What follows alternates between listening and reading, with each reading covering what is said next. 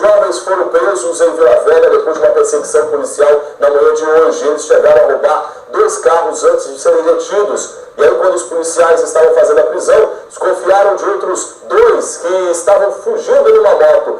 Acabaram sendo presos com drogas. Acompanhe a reportagem.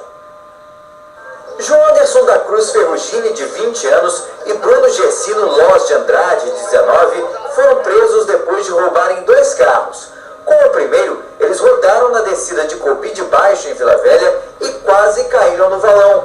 De acordo com os policiais, um deles reagiu à prisão e depois jogou a arma na água. Foi preciso acionar os bombeiros para tentar localizar a pistola. Durante a prisão dos suspeitos de roubarem os carros, várias viaturas e policiais ficaram reunidos aqui no bairro Vasco da Gama, em Vila Velha.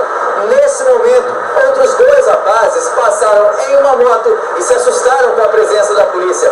Eles deram meia volta. A polícia os abordou. Ao todo, 58 papelotes de cocaína foram apreendidos com Édipo Gomes Garcia, de 19 anos, e Jones Pena da Vitória, de 24. Os celulares dos suspeitos também foram recolhidos.